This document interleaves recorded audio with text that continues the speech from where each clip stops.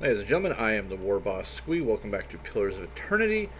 We are going to take the next leg on our little heist mission here called A Second Story Job. We just have to give our good friend here the letter. Have you procured the letter? Here it is. Nicely done. Alright. And now I have another job, as you know, after reading the letter. The contents were not my concern. Oh, a conscientious thief will allow me to enlighten you. Lord Raymont is sitting on a gem the size of an Onaman's testicles. It's called the Heart of White March. It's also the subject of a bidding war between the Knights of the Crucible and the Dozens. They're fighting for the honor of returning it to its original dwarven owners, who would make powerful allies. Of course, House Dominel would like to see that neither the Knights nor the Dozens make friends with the dwarves of White March. Such an imbalance of power would not be in our best interest. Our contact in Raymont's estate will leave a window open.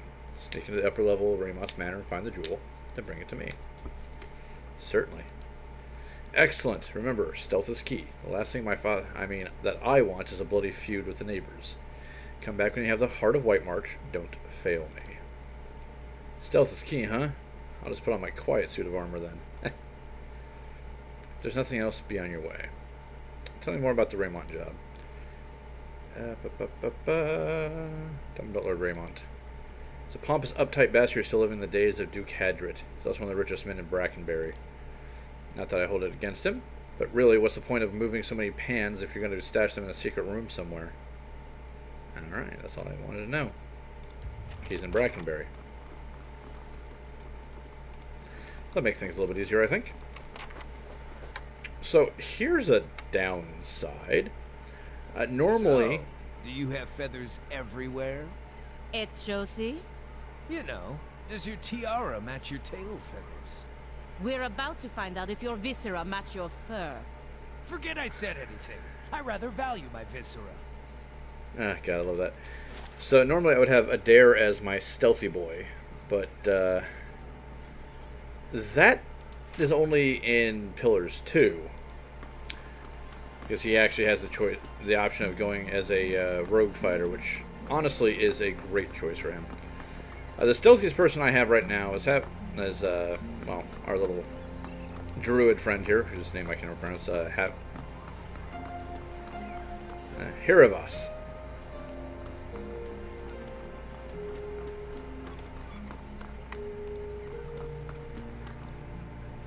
Okay, let's toss a grappling hook.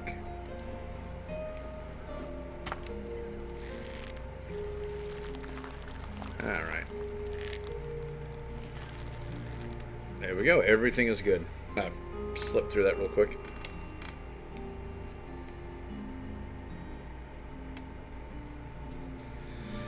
So the problem is that well, I'll stay out of sight. my guys are about as stealthy as a brick.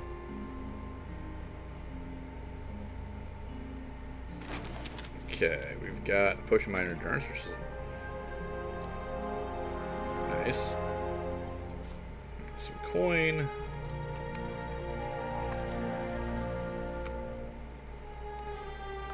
Let's go over there first. Actually, that's probably going to be locked. It wasn't. Alright, what do we have in here? Probably just a book. The Light of Dawn, a Reseria morality play, part 2. Nah. That sounds a little bit too complicated for me, to be honest.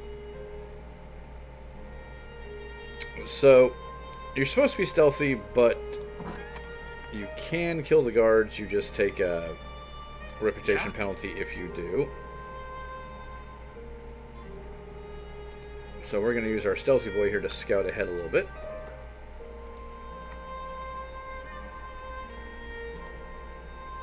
Oh, hello.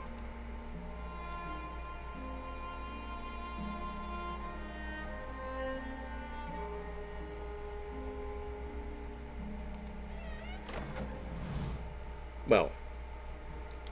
Whoops.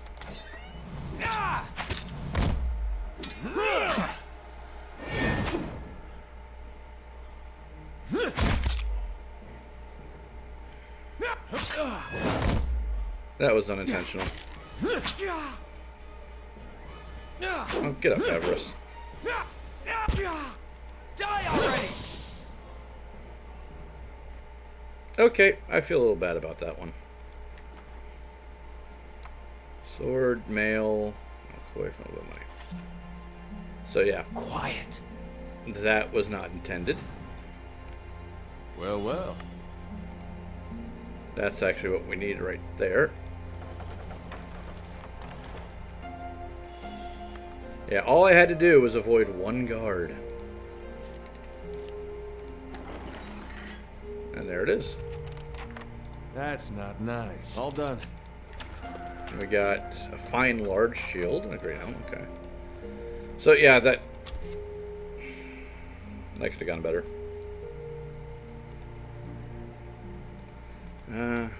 Oh well. So that see, look at my reputations here. Defiance Bay, friends, somewhat good. So that's not too bad. We didn't lose too much for that. Matter of fact, if we look here, I think it actually tells us if we did or not.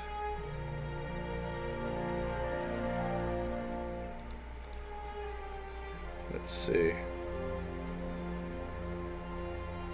I killed the guard. You know, I don't see anything that says I took a reputation hit there.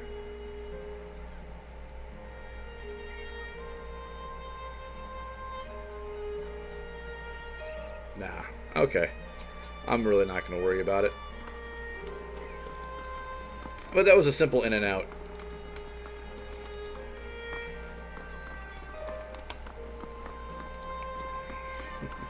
Ah, jeez. I do kind of feel bad. That guy was just doing his job, but yeah. I'm sure it'll be fine. Alright, let's go get our reward here.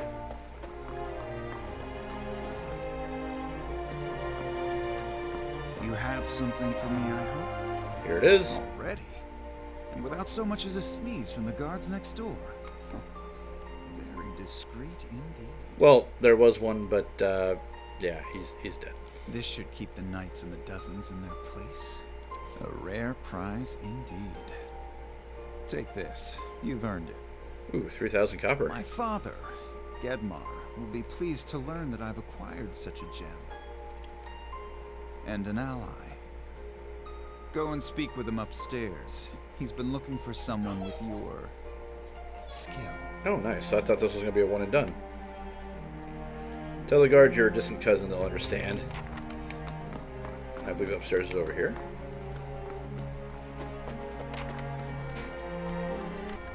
Okay, let's see. Dominal Servant. We don't want to rob these guys because there are a lot of them.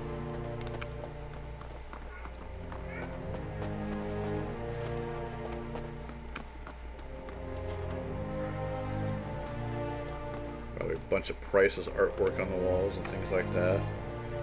Servant. Ah, this is probably him right there. Nope, that's the Well one. met, friend. Bricanta. I don't believe we met. I'd remember you. What do you do here? Just to say I'm a merchant. I handle the trade of certain goods that my enterprising children and husband happen across. Okay, so that's the mom right there. But I only trade with social friends. If you want that kind of relationship, you have to do a little something for me. What kind of favor did you have in mind? There's certain someone who may or may not be named Kolthig. He's insulted me. I'd like to make an example out of him. Just what do you want me to do? I'd hate to stifle your imagination. Just see that you teach him a lesson he won't soon forget. Sounds like fun. That's the spirit. I know that little runt holds up somewhere in Andra's gift. Once you've taken care of him, come back to me, and I have some stocks that I reserve for special friends. Okay, so possibly a unique merchant here, which is going to be nice. You know what? This room right here with the closed door is probably where we're going to find the father, the patriarch of the family.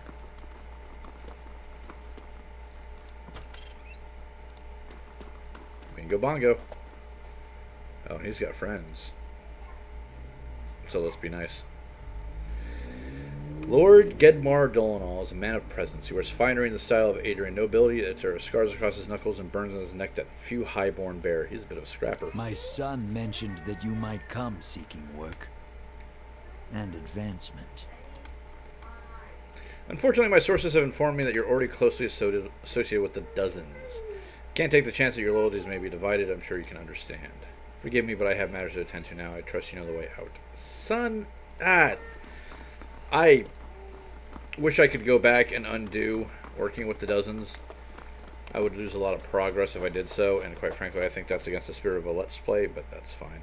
Let's go down to Andra's Gift, bash this guy's teeth out, then go over to First Fires and go talk to the Valians. And it's not just the quests that I'm missing out on. I'm also missing out on decent gear, which is a little bit irritating. Whoop. Wrong button. Since I have money, can I upgrade his anymore? No, we need a Sapphire and Vithrak Brain. Pretty sure we haven't come across a Vithrak yet. It requires level 8, but we are level 8. So, I look forward to kicking that up to the next level of damage reduction. So it'll be +4. And finally, there's a +2. So, overall, that would make the damage reduction on this an 11, which would put it pretty close to plate.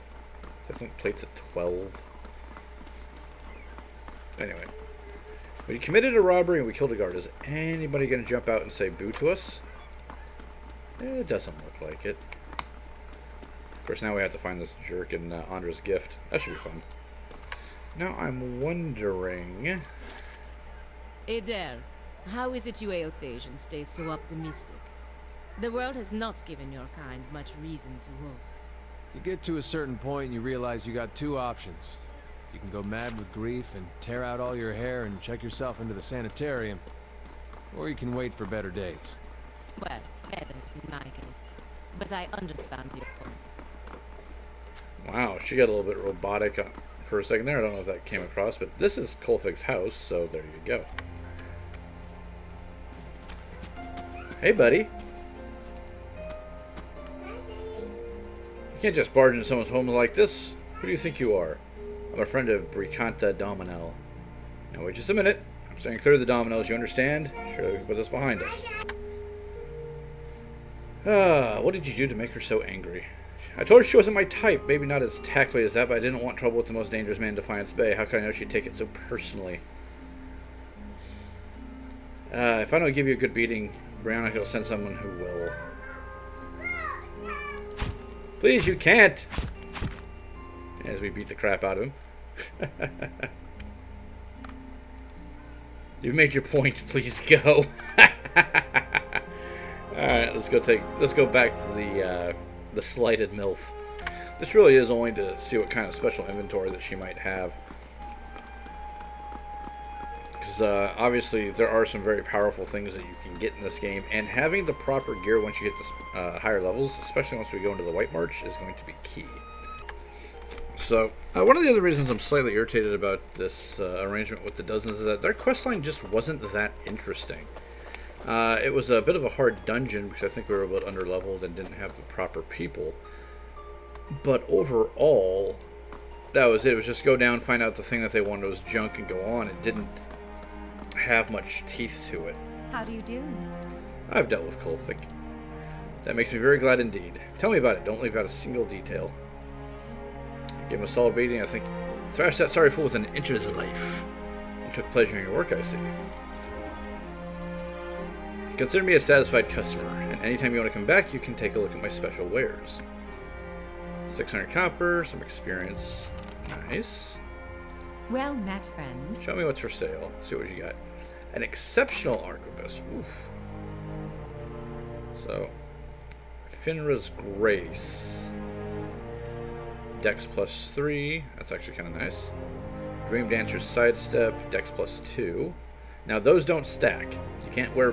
If you could wear both, like in Deadfire, you can wear a cape and a necklace. You'd only get the +3. Stealthy. +2 stealth, only usable by rogue. That's nice. Killer's Work. Finishing blow bonus. Also for rogue. That makes sense. They're kind of roguish inspired. Hood. Usual potions and drugs. Okay. Is it great stuff? No. But it is kind of cool. So. What the Well holds added. Quest expires in 1 day. Ooh, would you look at that. Alright, so plus 25% experience. Swaddling sheet. 300 to 750 copper and treasure. A few miles north of Kindle Vale sits a tiny village called Whitereath. So small that it's often missed on maps and tax records, the village has little contact with the rest of the Deerwood. Despite its tiny size, the village has a long history dating back to its use as a Glenfathan tribal camp over 3 centuries ago. One of the prominent features of the community is a deep well, the top of which is made from Iguithan Adra. Though not of any religious significance to the Glenfathans, all who see it agree that the well is truly ancient. In recent years, the locals have reported strange sounds from within the well. Some describe as animal sounds, others odd speaking in a foreign tongue. No one's dared venture down into the well, but the villagers are becoming nervous about drawing water from it. Though the community has modest resources at their disposal, they have reached out to nearby lords for assistance. Okay, let's assign people. This is going to be a Sangani thing, I think. There you go. And it also gives us some odd but unique gear. So the next thing we need to do is go over to First Fires and talk to the Vailian ambassador. Alright, so the Vailian embassy we go. Nothing happened except for a quick conversation between Palangina and Hiravis, where they agreed that small-mindedness is universal, and Ilsilmir decided to pop out of Aloth and make a pass at her, which she, of course, took Ambassador ungracefully. Augustine, I would speak with you on a matter of some urgency and great importance. Signs, though, remembering some heavy burden, Vincent crosses his arms before replying, Palangina, if this is the same matter as we previously discussed, I doubt we will be convinced of it any more easily. Remain silent. Ambassador, I implore you to take a step back and look at this again. Enough. We're not going over Defiance Bay's Animancers again. The Duke's Bell's desires have not changed since the last time we spoke. If you haven't heard, word of your insubordination has already found the ears of the Duchessa of Baigepa and the Duke of Salona. There are murmurs that you cannot be trusted to fulfill your duties. Must this talk reach the shores of Spirito? Palangina's aggressive demeanor drains to a state of shock and worry, but she remains silent. If it makes any difference, Ambassador, I've already looked into the matters Palangina has spoken of. It doesn't, but it would be fortuitous if your investigation took you to Twin Elms, because that's where Palangina needs to go. What is it the Dukes need of me, Ambassador? The Deerwood's instability has created an opportunity for us to take over their trade with Irglafan. We need to meet with the Glenfathans soon to secure upcoming trade arrangements. The roads to Twin Elms can be dangerous, of course, but that's why you'll be our representative there. Echosi, Ambassador. But won't this provoke the Deerwoodins? Their country is falling apart, and we are already dividing up their trade alliances.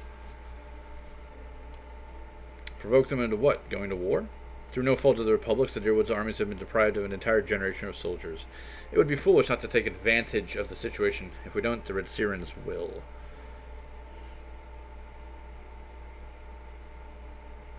Ambassador, that's some cold compassion considering what these people have gone through. More than that, Ambassador, there is a practical element to consider. We may profit in the short term from this arrangement, but what of the future? The Deerwood won't forget, and the Republics may pay the price for it. We're not the Duke's, Palangina. It's their decision, and our job is to carry out the order. It's not like they're asking you to assassinate someone. Palangina raises an eyebrow and clenches her jaw, but remains silent. Apparently she's been asked that before, then. Palangina, go to Twin Elms. Speak to the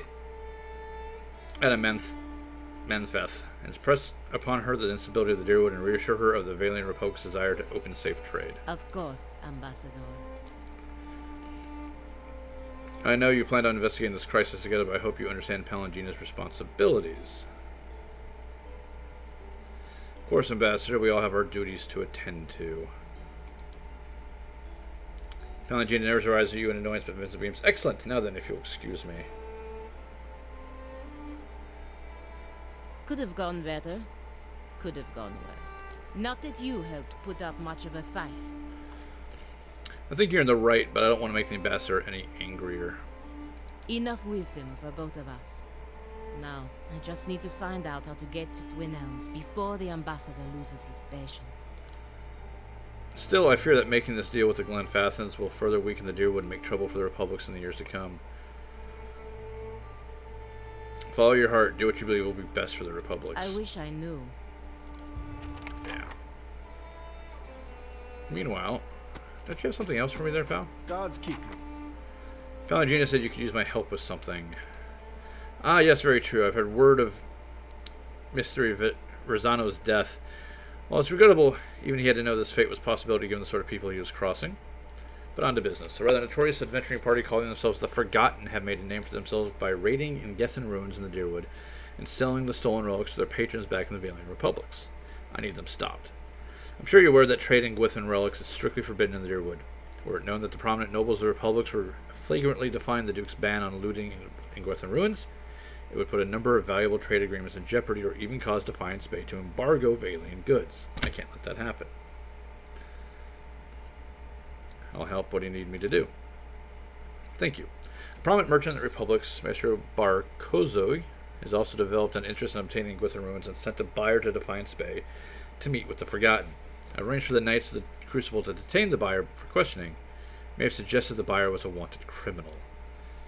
I'll need you to go to the buyer's place posing as Barkozi's representative and learn how the Forgotten are smuggling the relics through Defiance Bay. With that knowledge, I can take steps to discreetly dismantle their operation and discredit them in the eyes of their patrons. If there's nothing else, I must return to my duties. Farewell. Alright. This is the quest I wanted. And where is it? So I can click on it. Ah, here we go. Now we still have the Parable of Whale to complete too. Huh. So, okay, the Forgotten. Go to Eldawan Bridge. I don't actually know where that is. I should have known. It would be the one bridge that was still in operation right now, since the other one got flooded out. So let's find our contact with. Oh, well, I guess we just had to run far enough. Seeing 2 wizards, a fighter. What's your business with us? Mr. Barkozi sent me. You're late and we hate to be kept waiting. Don't let it happen again. Now on to the details of our arrangement. There's a loose plank on the southern end of the docks of Andra's Gift near that sunken ship. Leave the payment there. Gems and coins only. Gems preferably. They're much easier to carry than stacks of coin. Right, we'll take the payment and replace it with the Gwithan relics of slightly lesser value. I say lesser because we all have to take our own fee first. We're doing all the work and taking most of the risk after all. There you have it, clean and simple. Any questions? How do you know which relics are valuable? I'm quite knowledgeable about the Gwithan culture. If I say something is valuable, it is. And Veron hasn't been wrong yet either. Tell your master not to worry about us selling him junk. And how do I know you just won't take the money and leave us nothing in return? This arrangement worked for Maestro Fosilo. It works for Maestro Ross. You don't like the deal, walk away. Doesn't the Glenfathans get upset when they catch you looting in Gwithan ruins? The elven woman sneers. If we do get caught, which doesn't happen often, we make sure the Glenfathans don't stay upset for very long. Witnesses are inconvenient. Managed to keep this arrangement going without ever being caught? Yep. The Vailian ambassador, Agnosti, knows about us and is trying to shut us down. He's not as smart as he thinks he is. Besides, our patrons of the Republic are more powerful and influential. We don't have anything to worry about. Well, I don't have any more questions. Good. Give us about a week and we'll have something for you.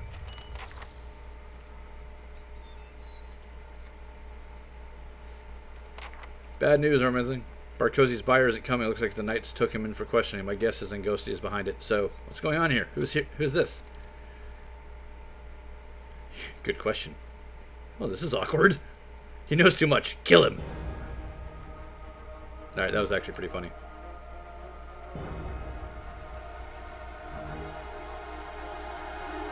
No, we're not going to do that. What do we got?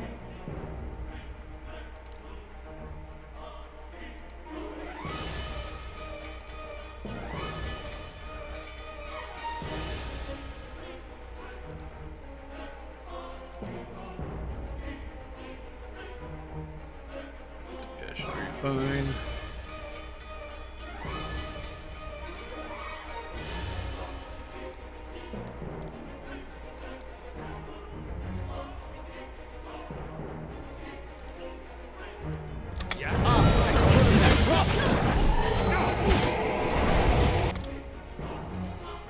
Okay.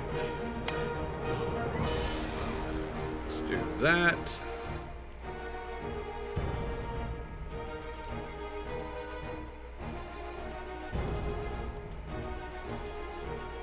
Why is... Oh, he's doing a thing right now. Come on, Gina, I need you to come around and get these guys, please.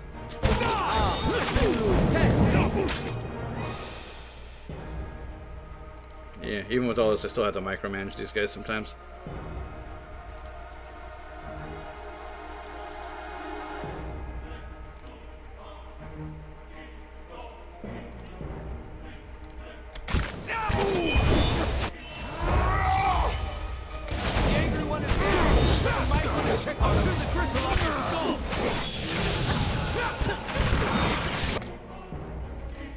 Well, that didn't work as well as I was hoping.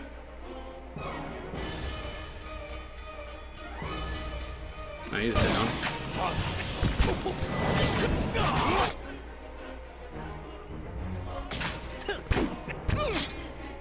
Well, to be fair, I am fairly solid on beating the crap out of these guys. Let's go. Let's go. Oh, I think we're fine. Old Toby here's the last man standing. Oh no. This guy. Mr. Hassan, I'm afraid you need to die.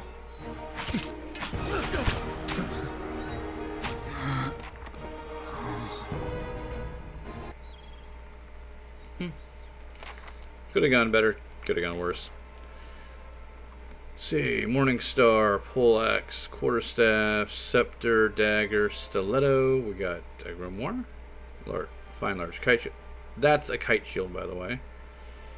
Sagwin plate. Ooh, very nice. Fine hide armor, leather armor, robe, jeweled clothing, and potion mirrored image. Two potions of iron skin. Nice. Well, they had all kinds of goodies. Potion of mirrored image. Very, very tasty. And you had another grimoire on you, which I will have to take a look through later. Meantime, let's take a look at this sanguine plate, shall we? See, spell friend. When hit by a critical hit, twice per encounter. Plus 4 might, plus 4 constitution, plus 33 attack speed, minus 10 deflection, health, and endurance. Conceal. So basically, it gives you, makes you go berserk. I dig it.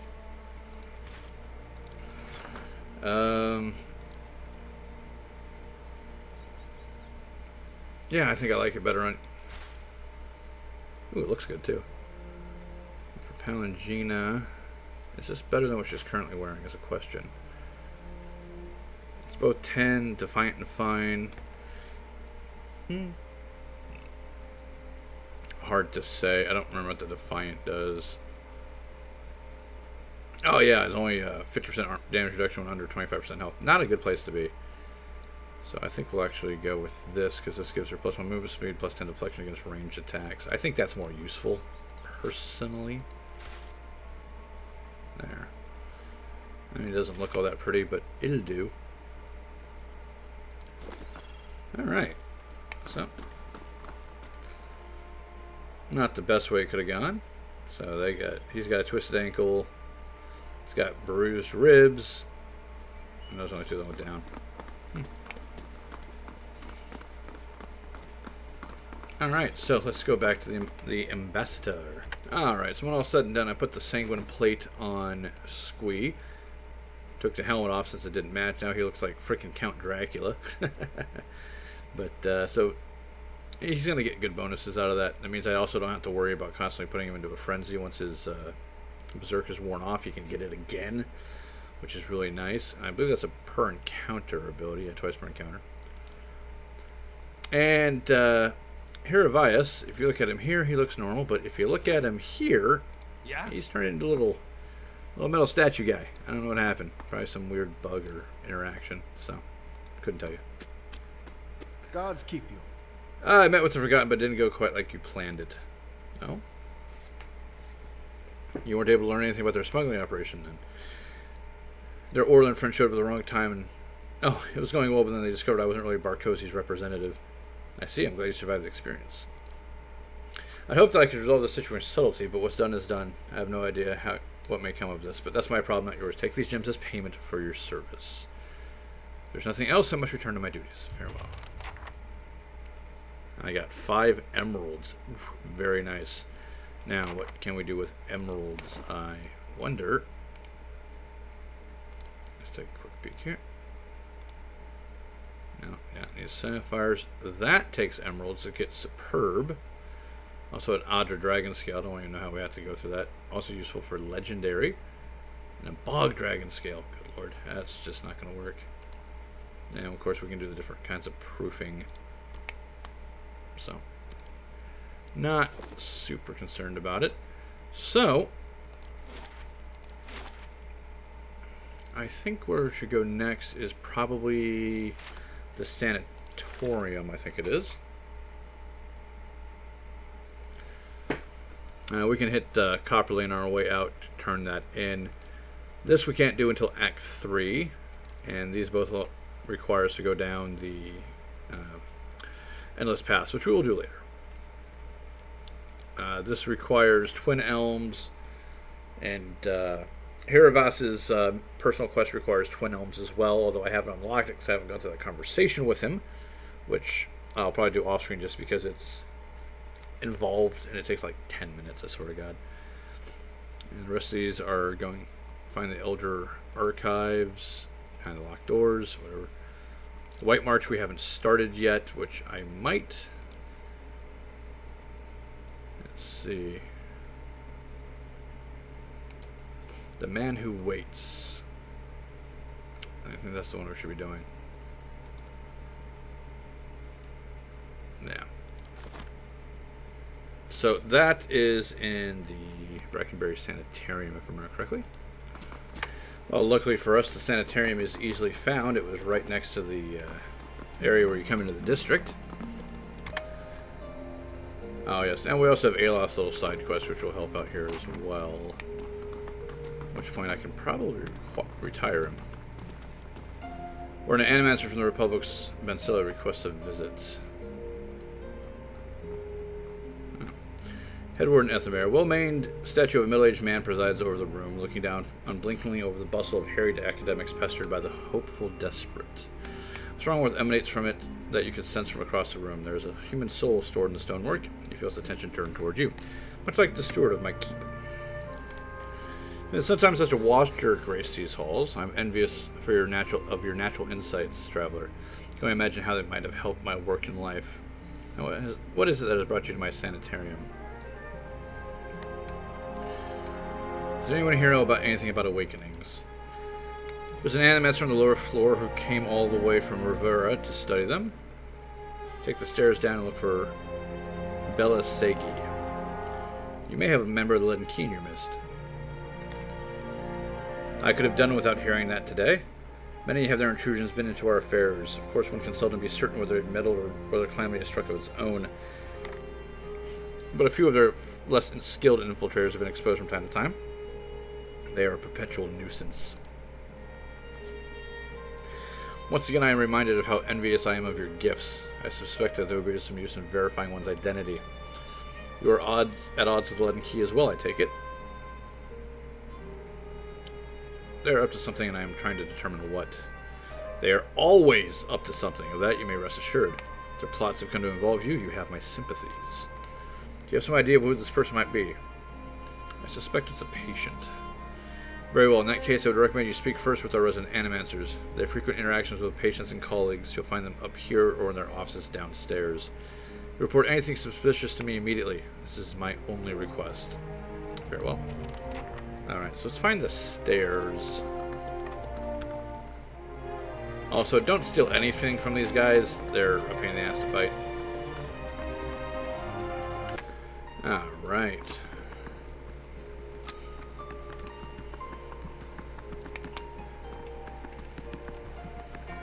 This one first. There we go, Bella Segi. Hail and well met.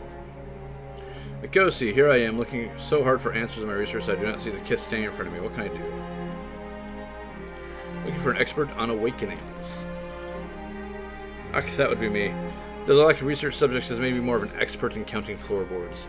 I like to transfer Animancy's success in buttressing pre-awakened souls to soothing those who have already been awakened, but I need subjects, and most of the patients here are too broken to produce viable results. It's a tragedy to have come so far for nothing. Well, you're in luck. I have a volunteer. Gallarde, who is it? Alof's lips curl into a frown. I don't know about this. Don't be silly. The process is perfectly harmless. All you must do is stand in that cage. I beg your pardon? I jest. Your Darrens are so uptight. You don't know what the thing is used for. It belonged to the last occupant of this office, I think. Now they upgraded him to a cell. Again, I jest. So, I need you to sit here. She takes Alof by the shoulders and steers him onto the couch and try to relax. But don't try too hard. Then you'll not be relaxing. Indeed. You also must wear these. A little cold, but the copper will help conduct your essence.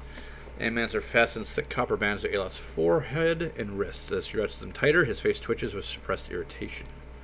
Now, I will examine your soul through my scope. She reaches into her desk and produces a long chambered tube. Knobs, dials, and small tooth wheels run along the side of the device. It is fitted with an odder lens cut to different thicknesses and concavities. By manipulating them, I find the angles and densities that will allow me to track the anomalies in your soul. Does this mean we get to talk to Isabel more? I like that lady. But first, we must find this cunning interloper. You will answer some personal questions while I make adjustments. Good luck. You'd have an easier time getting straight answers out of a drunk priest of Whale. Very well. To begin, tell me something personal, something from a time before your awakening. There's nothing to tell. I was just a normal child living in the Sithwood. He looks to you. His face is set as a frown, but the rigid edges of apprehension show through nevertheless. Talk about your parents. As you speak to Alof, you feel your voice like a bell in your chest. It tolls softly, luring him to the mists of his own memory.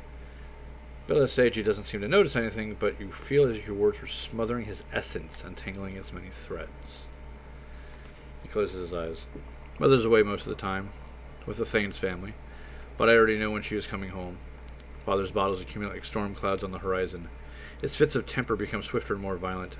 It still shames him knowing that her Hemag to another man supports us better than his labors as a steward.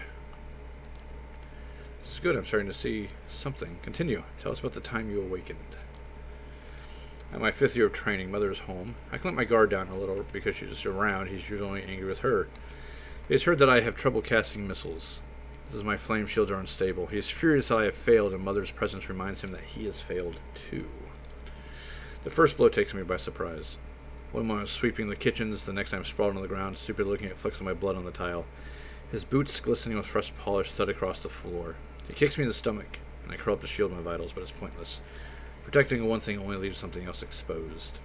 Still held on the ground, I retreat as fast as I can. I retreat until the vision of the kitchen and my own trembling knees is nothing but a pinprick against a field of black. Mauricio, he's hypnotizing himself with this old memory. You gotta bring him out of it quickly. I almost have it. Squeeze Alof's hand. You're safe. Everything's fine. Alof's eyes snap open, but the expression you see in them isn't his. He's near as safe when I hap upon him. Belisage sucks a deep breath from her teeth. That's it! I'm seeing a shift in his essence. Something is spreading and congealing. Keep talking. He seems to respond to you. What brought you here? Sorry, I need a drink. There's a lot of talking. Cracking bones and voices high in ire. The warm molasses feeling that creeps down your gut when crisis is nigh. That's different. Belfetto, we have flares of totally distinct essence. Now try to get the two of them talking.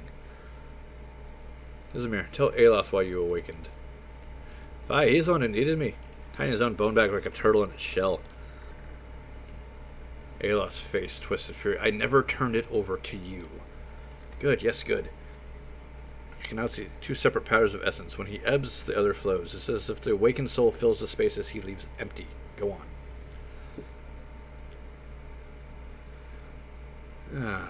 Alof, what's this about ceding space to Izmir? I've given her nothing. She obscures me in my own body. Aye, I lend him a pair too. You should ask what I did that old man of his. How last time he laid a hand on us, I break it in 3 places. That wasn't your decision. It's never been your decision. Now I was awakening. Now I'm stuck with you and damned if I let you ninnying drag us both through the scupper. Aye, very good. I think I've finally got something we can work with.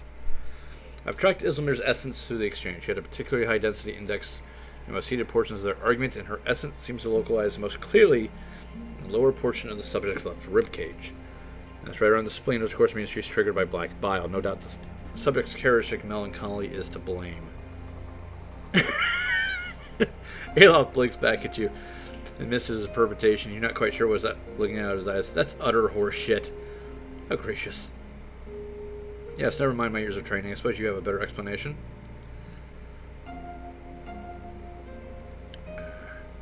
Ismir manifests when Aloth is in danger or under pressure. I suppose that could be true. I'll have to check this against other research. Well and good for you. What does that mean for me? Bella Sage frowns at her notes, tapping her cheeks with a quill, making grand shows of concentration. However, you catch her stealing a glance at you over the pages. Because I'm the expert here, not her, apparently. Let's see.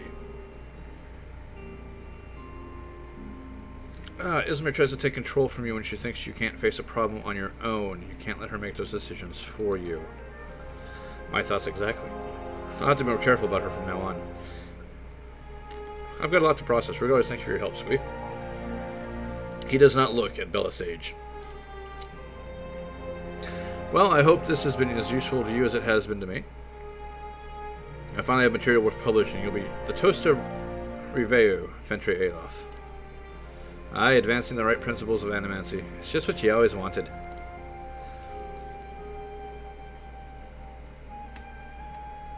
As you turn to leave, you catch a darting motion at the corner of your eye. Bella Sage is humming to herself, so occupied with her scope, but Aloth is holding her notes. She's about to tuck them into his cloak when he catches you watching. He holds a finger to his lips, his eyes widen, imploring, "Please, I don't want my personal information published like this, especially not after her nonsense." No, you get her you get your explanation, she gets her research. That was the deal. He slides the papers back on the desk, giving you a rueful look. "I'm gonna help you explain this one, scholar boy." But yeah, we're not gonna let Aloth steal that research after everything else. Alright, here we have Modred. He's scribbling on a parchment. He's counting unseen objects. As your shadow falls over his scroll, he looks at you with mingled perplexity and irritation. How do you do? Can I help you? Anything usual been happening around here? You must be joking. This is a sanitarium. Nothing is usual down here. Although now that I think of it, the patients seem more agitated than lately. But then they're Caedmon Azo's responsibility, not mine. Then if there's nothing else, what are you working on? My area of focus is witches, most specifically how to cure them. And why do you do this? Got a question of that. Think of all the familiars that could be healed, families that could be healed, and the lives that could be restored. What could be more important? The Animacy has an answer here. I know it. It's simply a matter of working it out. I see.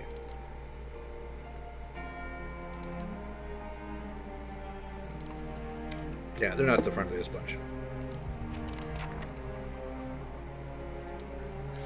According to Mordred's lab rests a large weathered trunk. It seems likely to contain something important by only virtue of its size. Examine the trunk more closely. Nothing grabs your attention except for the large padlock on the front. Whatever this Animancer keeps in here, he does not want anyone to have or see. Open the trunk. Yeah, we can't open it without the key. Now, you can get the key, but it's not a good thing. Let's just put it that way. I think I need to talk to one of the guards to get me in. Sometimes we get people in here trying to make trouble for the Animancers. Yeah.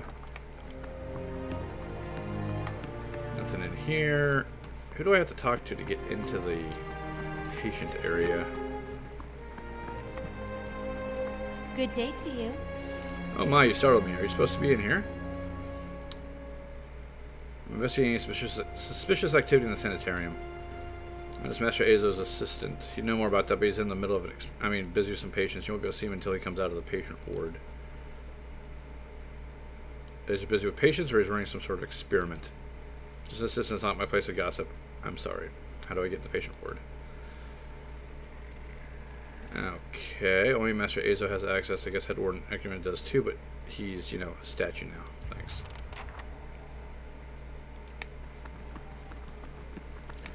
Okay, so we go back upstairs. We tell Mr. Marble, because I think that's a marble statue, about the experiments. We come back down and we have the run of the place.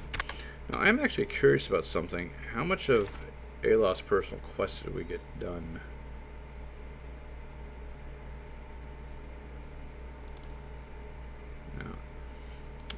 let's see here.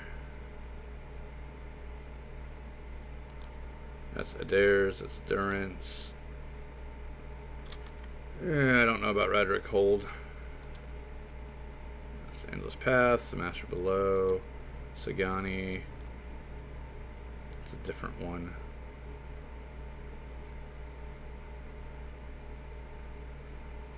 Belliano, Child of Five Sons. So have I finished this already? I think I have. Ah, here we go.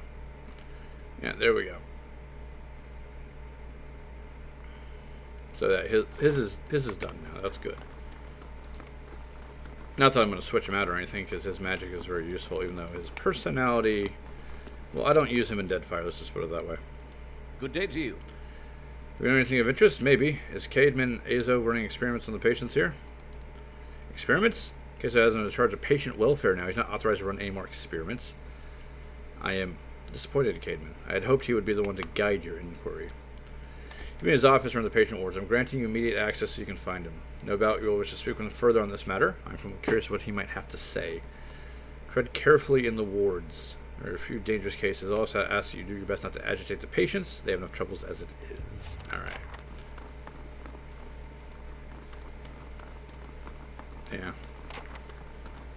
Alrighty. Let's go talk to this man and see what he has to say. And Hiravas is still looking kind of statuesque. Yeah? I wonder why. I think it's this form of the Delgman thing. Take a look, see if he has anything on him right now.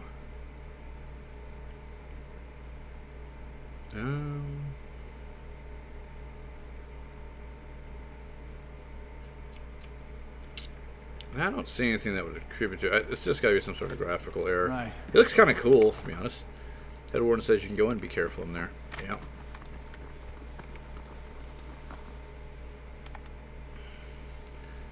Frayol. Corresponding twist this woman's posture forward to grease the hair draped over her large eyes like vine. She smiles at you. You must be visiting someone. Friendly visit, I hope. You know where I might find Azo? I think I've seen him around today. Mind if you check the laboratory? It shares a wall with his office. He should spend most of his time there. Thank you.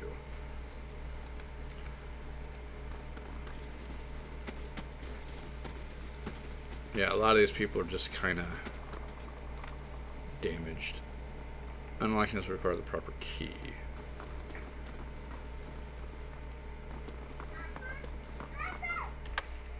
Alright. Let's see if we can find this guy.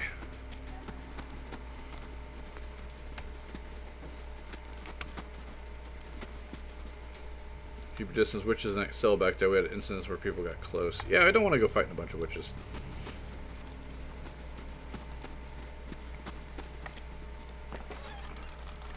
Lockpicks. Why would they have lockpicks, I wonder? Alright, and this leads back to the way we were. So, obviously, we missed something.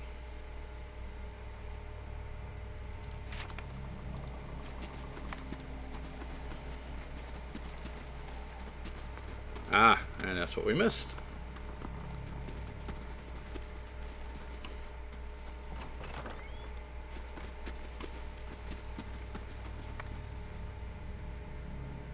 And what does the... That's not nice. All done. Sure it is. Raven Wing, unique mace, one-handed.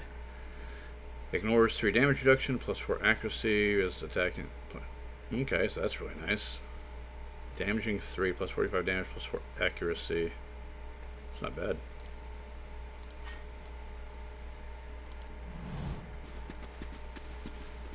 Yeah, there we go. A round-faced, balding man turns to face you. His upper lip is pulled upward slightly by his pointed nose, exposing his upper teeth when he scowls. What is the meaning of this? You were told now not to be doing any more experiments. Yes, well, Ethelmore hasn't done so much good for anyone since he had his soul moved into an inanimate object, so I fail to see why I should let that sway me.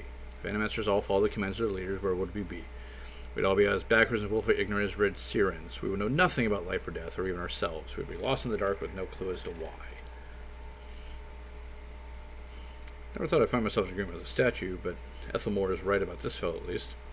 How easily ambition masquerades as prudence. Maybe he's fooled even himself.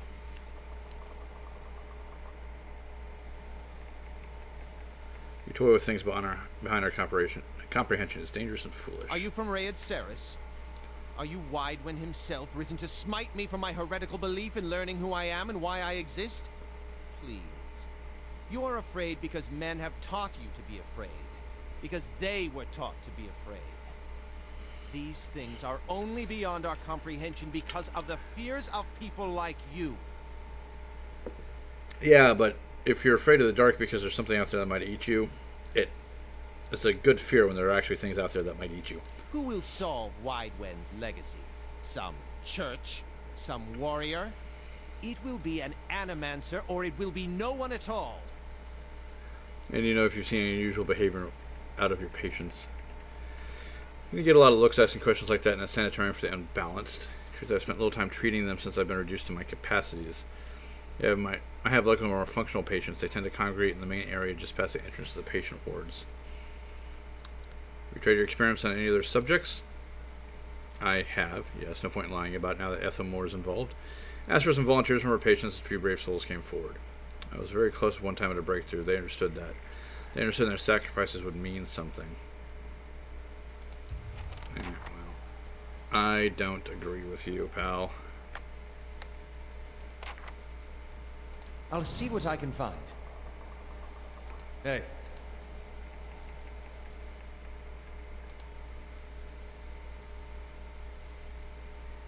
Nope.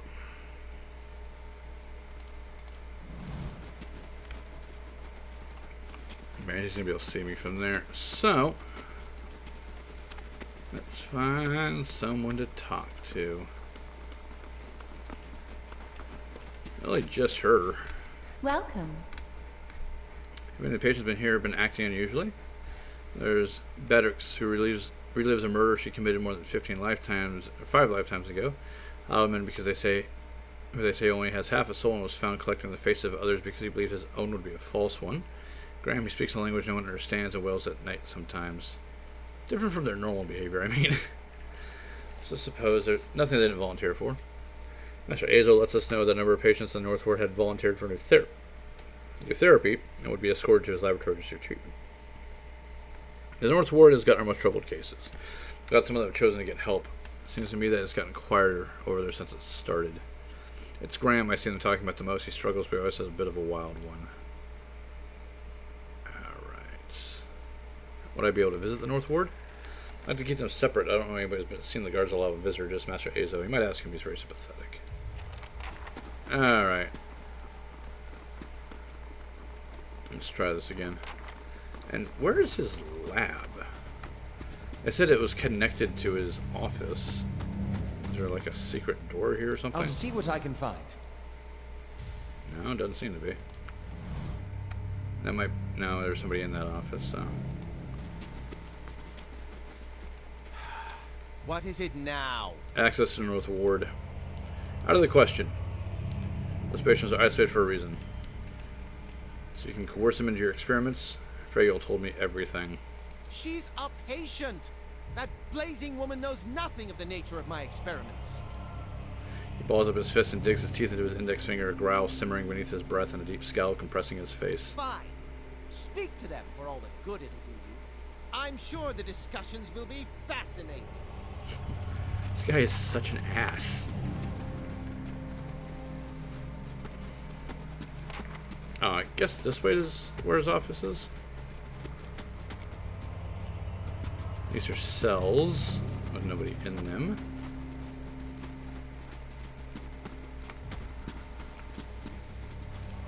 Just patients and madmen. Would you look at that? Oh, hello. What we have here a bottle of really, really weird booze. Alright, so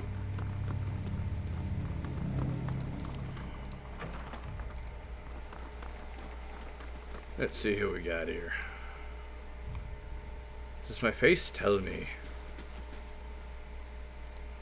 Nobody in that one. Let's see. Ah, here we go, Graham. This man has a look in his eyes of a hunted animal, and at your approach he staggers backwards to the far corner of his cell, halfway appearing as though he would climb the walls if it would get him farther away from you. He cries out a bizarre primal utterance like nothing you've heard before. I need to ask you some questions. Graham looks at you blankly. It's unclear as whether he understands you or not, but his panic has momentarily subsided. He opens his mouth to speak, but the words that come out are half-formed, as though his tongue were cut out. They are impossible for you to discern, if indeed they are words at all. The mutilations of animancy, crueler than any torture, disfigure the soul. Let's return the favor to the animancers of the shit heap. There are things I need to know from you. I'm going to learn them whether or not you can speak. He looks at you with uncertainty. Slowly, tentatively, he steps closer to the front of the cell, and as he does for the first time, you can perceive his soul within your ken. It is misshapen as though made by some jagged instrument, and large expanses of it have been gouged out entirely. You feel no barriers of resistance. If you wanted to, you could look further into Graham's soul. Do so. You project out toward the main soul in front of you, merging with it, its confusion and fear becoming yours as it whisks you into its depths. You're in your cell, a key turns, the door creaks open on neglected hinges, thoughts come to you in waves, incomplete, broken, and fearful. Standing at the door is a rotund, balding man, his upper teeth and pointy nose remind you of a rat. He beckons, apologetic. You don't want to go. Anything else. In your mind is a single word, and the word is no, but it dissolves before it reaches your lips. You press against the back wall, cornered, you cry out. In darkness you fight against unseen restraints. You cannot move your arms or legs. A man walks in the room carrying a lit candle, his meager flame casting long shadows across books and machinery. Straps bind your arms and legs. Cold matter circumscribes the crown of your head and the breadth of your chest. The man is sorry. He is in need of raw materials. To dismantle his work, he needs another resource. He needs to show them he was right. He thanks you. Then he turns a knob and you feel yourself begin to crack from within, and you can feel pieces of you torn away, like having your insides chewed out by a horde of rats, and you are screaming a scream you can barely hear. Keep searching. Another night. Heavy footsteps outside your door, coming for you. Do you look through a slit in your door? The flesh giant, the artificial being, is just outside, but facing left, facing the end of the hall. The boy there. The boy looks with interest at the giant, then collapses to the floor like a shred snakeskin. The giant convulses for a moment, then rights itself, turns away, and leaves. Wow. So, yeah, they've been torturing him. You gain awareness of what's happening around you. You realize that your head is in Palangina's feathered hands. Her golden eyes are peering into your own as though she's trying to catch a glimpse of activity lurking within the depths. As she sees your eyes respond, she wobbles your head a little and gives you a light slap. Letting you go stepping back, she regards you with concern. Everything going to be all right in there? Alright, so the boy at the end of the hall.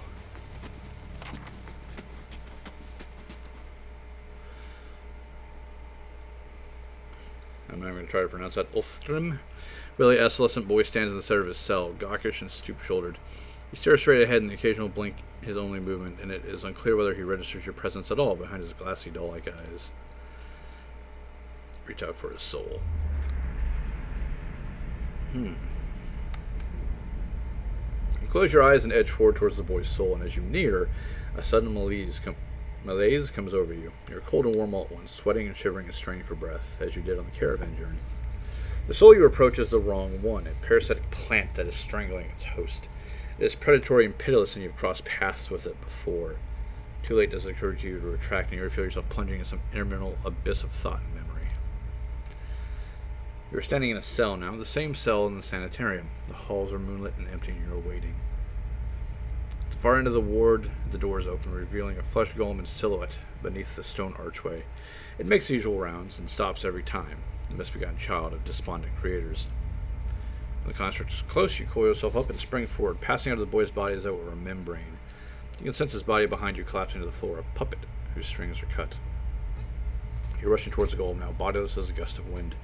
Quickly you think to yourself, quickly, and you feel the strength hemorrhaging from your soul as you dart towards the makeshift abomination. You pass into the golem's shell and overtake the soul implanted within. Encircling it, suppressing it, and containing to this new vessel, you are strong again. You step heavy-footed down the corridors, unheeded by the other constructs, and scrutinized only by the wary, untrusting or the eyes of the mad. Come to an office piled with books and scribbled papers and the perverse implements of animancy. Set your oversized hands on a large machine, a nest of globes and tubes and coils in the center room, and go to work, bending wires and unsettling alignments. Your surroundings are pulled past you, perhaps you're pulled past them, they dissolve into a blur. When they settle in place again, you're outside on a clear day, watching in front of a crowd stacked high above you on the tiered seats of an amphitheater. You're acting for the crowd, standing deliberately still, but this is no play. A bald man of rodent-like features is strapping you to a machine, the one you have tampered with. You see your arms for the first time, short and fleshy, and unmistakably those of a little girl, but this body is not truly yours. Your mind still holds the same determination, the same hard-heartedness as before. The body itself is cold and vacuous, unlike the others. This one has no soul of its own. So probably a witch, then. The man speaks to the crowd, applauds with enthusiasm worthy of a hero's entrance. Bear witness, he says, and he pulls a lever. The machine shivers and sparks, and a bead of sweat rolls down the side of the man's brow, but the crowd's apprehension quickly gives way to awe as the crystal globe fills with radiant mist that casts the entire theater aglow. He opens a valve, and the glow crawls along a tube along a length of copper wiring that runs to a set of electrodes beneath your armpits. You feel nothing when it reaches you, as it should be, for you've been leading his work astray periodically for some time, altering notes and settings and playing puppeteer for Hollowborn. But you make it look like some people would expect it to look when a body is infused with a soul. In a moment, the machine goes dark and the man straps you, eyeing you with a scientist's concern. He looks back at the crowd. "Behold," he says, but there's an obvious hesitation in his voice. Slowly you take a plodding step forward and another. You look up at the man, giving him eye contact of which no Hollowborn is capable, and the crowd gasps. The man looks relieved. "How do you feel?" he asks as a volume for the crowd, and at this moment, this is the moment. Top of your lungs, you let out a piercing shriek. The man comes toward you, his hands stretched, but you run the other way, back towards the machine. With all your strength, you drive your head into the crystal globe, and it shatters, streaking your head with warm blood. You drive your head down on the surface of the machine again and again, drawing panic screams from the crowd, and by the time the man reaches you, your body has already ceased proper function and merely twitches on the cold ground. Satisfied, you depart the corpse in search of another unsuspecting host. Who could put their faith in animancy now? Ah, what a dick. You're pulled again from your surroundings, transcending the boundaries of memories and lifetimes, deeper and deeper past betrayals and murders and lies upon lies that form the thick webbing of plots beyond mortal comprehension. You settle at last in a room that you've seen before, expansive, with a tall device encased in an Adra monolith at its center. The room is filled with people, and the people all look at the device. You're suddenly yanked back to reality, and the once catatonic boy in the cell is looking directly at you, praising, calculating. There's no mistaking now that the soul of the man who caused your awakening that gazed out from that borrowed husk, a watcher. You made me into a watcher. I need you to undo it. Is that so? He makes an effort to hide his disinterest, but he continues to search your eyes. He makes a slight grunting noise, and his eyes soften for an instant, and it seems that for a moment that he recognizes you. He opens his mouth to speak, then seems to think better of what he's about to say. His jaw tightens. I know your look. You hunger for answers that elude you. It gnaws at your soul. It absurds your reasons for being. You are like everyone. I will help you let go. He dodges backward with startling grace, putting himself out of reach. On his face there is no malice, but the dispassion of a farmer putting down a sick animal. Then suddenly, he slumps forward.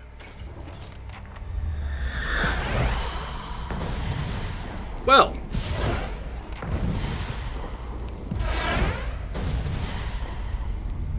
Oh, we just made some money.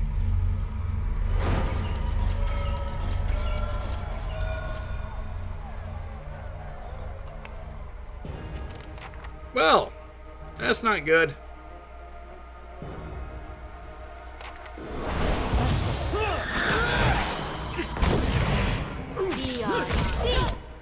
I think what we need here is Flame Shield and where is that lightning spell I like so much? Here we go.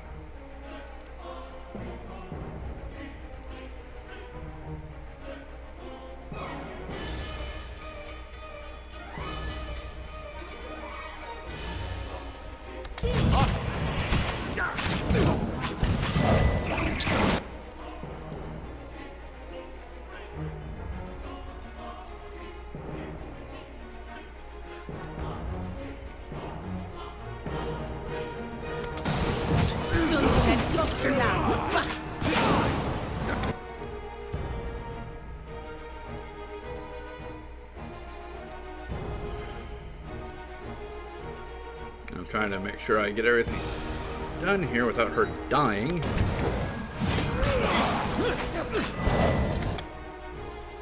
Okay, Palangina, I really need you to not die right now. Okay, darling?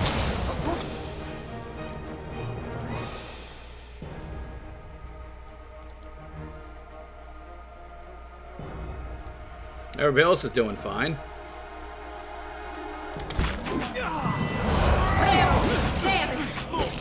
There we go. Let's go. Let's go. Let's go. Oh, that certainly turned the tide. Jesus.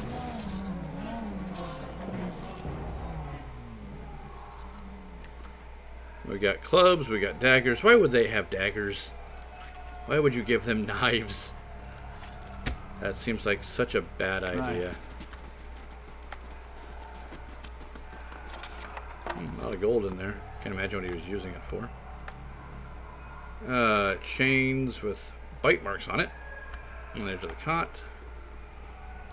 And the bucket that reeks of awful. So basically, or awful? I don't know how you pronounce that. Basically, it's a shit bucket.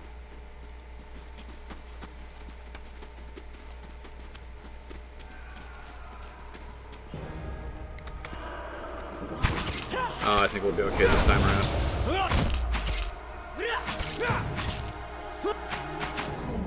Let's go.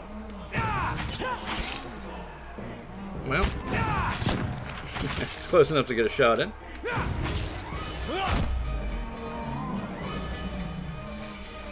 Now I'm curious of what these guys would have on them. Just vessel flesh. Oh wow, looks like... Oh, the witches got out. So that's super bad. I need you to move forward there, pal.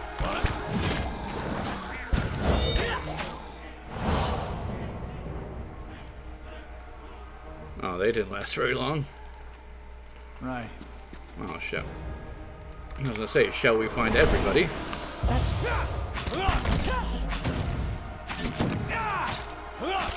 Yeah, one-on-one, these things aren't very tough. Well, I mean, not one-on-one, but by themselves, I should say. Oh, look, more witches.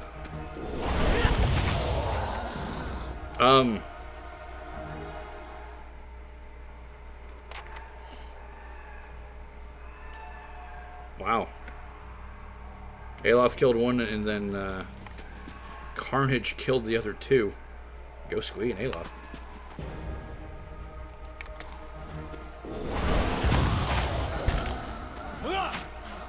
Let's go. Okay. What is he immune to?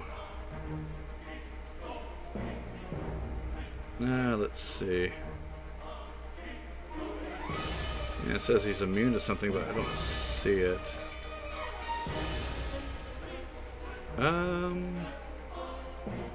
Let's take a look here. Immune to charm, cues. Okay, he's immune to like the dominate from Aloth's scepter. Not immune to getting shot or being hacked to pieces, though, which is good. God, that sounds creepy when that happens. There's nothing more. Oh, here we go. Something over here.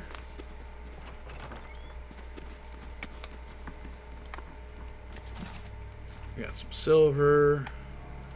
This is stealing, but who's going to care? Nice and slow. Oh. Well holds. Alright, so Sagani was able to fight some aggressive witches. The sound... Oh my god.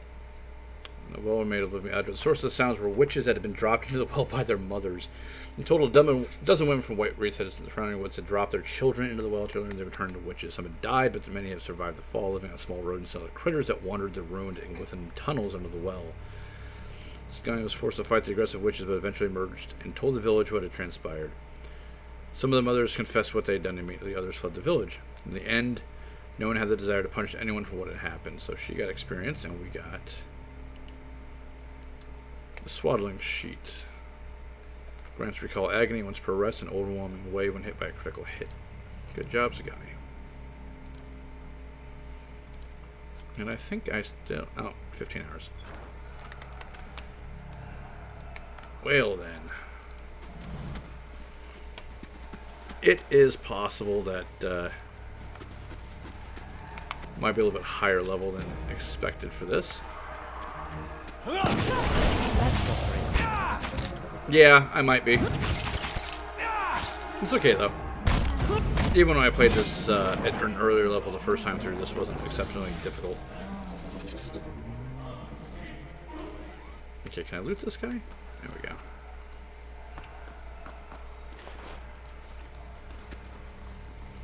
I need to try to cast a spell with Harabas and see if I can get his colors to work again. Bottle of spirits, how appropriate.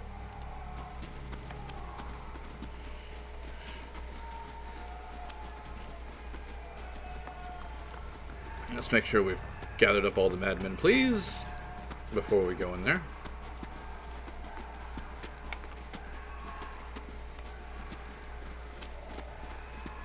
Yeah, I think we're good. Okay. Yeah, so the old man who's been around for apparently forever has been sabotaging the animancy progress. So that means that this guy was actually onto something, asshole though he may be. What have you done? The experimenting on patients against the will, maligning their souls. I have witnessed it with my own eyes. How could you possibly? Look, it had to be done. Ethelmore and the others, they took everything from me. Everything when I was this close, I had to know. I had to know where I failed and why. Technically, he is correct, but the way he went about it is the problem. Imagine the value if I had succeeded. I had something that could make all those hollow infants into something like a real person. And with a few more patrons and a few research, who knows? No one has come that close with the legacy. That's why I have to continue. That's why I have to risk everything working in secret. So you have to lie to Ethelmere for me. Tell him you've cleared me of all suspicion. If you have a means of stopping the legacy, then you have my silence. Yeah. Good. Then we have an understanding. I promise you I won't waste this opportunity. What if the Hollowborn keeps happening? What if generations upon generations dealt with this horror? If all could be stopped by sacrificing a few dear wounds on the altar of study, and I can't argue with this ethical accounting. Yeah. And here's the thing, neither can I. I mean, the Deerwood dies if this doesn't happen.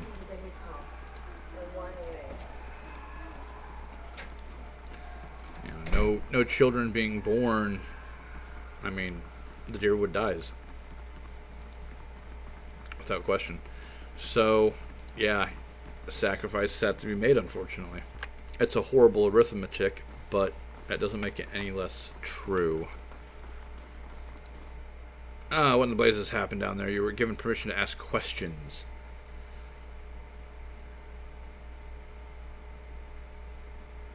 It's complicated. A patient of yours was working with the Leaden Key only without knowing it.